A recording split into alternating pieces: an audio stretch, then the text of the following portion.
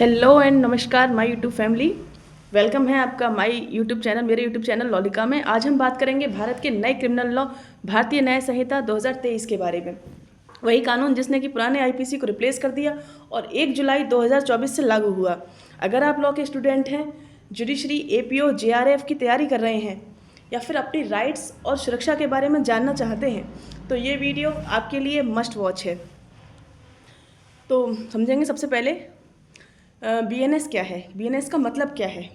तो बीएनएस यानी कि भारतीय न्याय संहिता, देश का नया पिनल कोड जो कि पुराने इंडियन पिनल कोड 1860 को बदल देता है। मतलब 1800 जो हमारा आईपीसी था 1860 उसको रिप्लेस कर देता है। इसमें कुल 358 सेक्शन हैं, मतलब क्लाउज और सेक्शंस मिलाकर 358 है।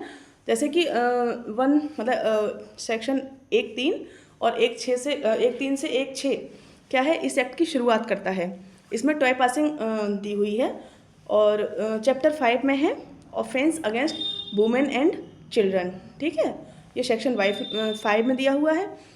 इसमें है सेक्शन 63 से 99 तक में ये ऑफेंस है, offence against women and children. और चैप्टर 17 में है ऑफेंस अगेंस्ट प्रॉपर्टी। ये है सेक्शन 303 से लेके 334 में। और ये है, अब बात करेंगे चैप्टर 4 के बारे में। चैप्टर 4 यानी कि abetment criminal conspiracy and attempt. ये है सेक्शन 45 से लेके 62 में। और अब बात करेंगे महिलाओं और बालकों की सुरक्षा। ठीक है, ये है 90 से 180 तक। ठीक है, ये वाला चैप्टर जो है वो 90 से सेक्शन 90 से 180 में दिया हुआ है। तो अब आते हैं बीएनएस के सबसे ज़्यादा इम्पोर्टेंट पार्ट पे। ये क्या है, महिलाओं और बच्चों के खिलाफ अपराध को बताता है।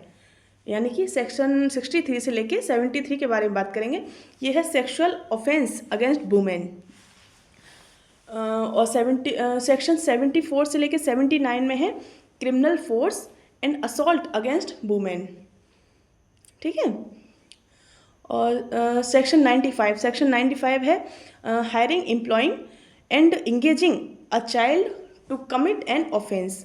इसके तहत क्या होता है कि मिनिमम 7 ईयर्स से लेके 10 ईयर की सज़ा हो जाती है। ठीक है, ऐसी घटनाओं में क्या होता है कि जस्टिस बहुत जल्दी मिलता है, बहुत जल्दी मिलता है। और क्या है कि ये सुनिश्चित जल्दी किया जाता है कि जस्टिस जो है बहुत जल्दी मिले। ठीक है, इसमें क्या होता है, फास्ट ट्रैक ट्रायल्स मिलते हैं और स्पेशल प्रोसीजर अपनाई जाती है। जैसे कि डोमेस्टिक वायलेंस के केस हो गए, स्टॉकिंग हो गई और साइबर हरासमेंट। ये सारे केस ऐसे हैं जिसमें कि मतलब आजकल नागरिकों की अवेयरनेस बहुत ज़्यादा ज़रूरी हो गई है। और आप तो जानते ही हैं कि मतलब अभी हमारे साथ कोई भी अगर क्राइम होता है तो उसके हमको, अगर हमारे पास कुछ भी एविडेंस हैं तो उसको संभाल के रखना बहुत ज़्यादा ज़रूरी है। अवेयरनेस जो है बहुत ज़्यादा ज़रूरी है। तो अब बात करेंगे कि एफआईआर और जो रिपोर्टिंग है उसकी मतलब इम्पोर्टेंस क्या है।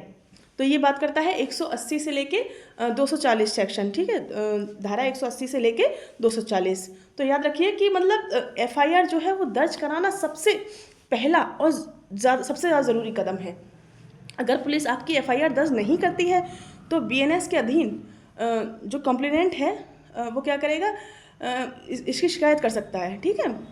और जैसे कि सोशल मीडिया है, स्टॉकिंग है, साइबर थ्रेट्स है, ये सिर्फ अब ऑनलाइन बातें नहीं रह गई हैं। ये क्या है कि मतलब हमारे साथ हो रहा है, रियल ऑफेंस है ये। क्योंकि मतलब कितने भी बड़े से बड़े आदमी हों, ये सारी चीज़ें सबके साथ हो सकती हैं, किसी के भी साथ हो सकती हैं। साइबर थ्रेट्स तो आप आजकल जानते ही हैं, अब नॉर्मल है कि कुछ ज़रा से ज़रा मतलब किसी के साथ भी फ्रॉड हो सकता है। तो हमें क्या करना है, सबसे ज़्यादा अवेयरनेस ये ज़रूरी है कि हमको प्रूफ जो है, अगर हमारे पास कुछ भी है, कोई स्क्रीनशॉट है, कोई चैट लॉग्स है, वॉइस नोट्स है, ये सब क्या करते हैं, हमारे केस की ताकत को बढ़ा देते हैं। तो हमको अगर हमारे पास कोई प्रूफ है हमारे पास तो उसको संभाल कर रखना बहुत ज़्यादा ज़रूरी है। क्योंकि ये सुविधा जो है बहुत ज़्यादा बड़ी है।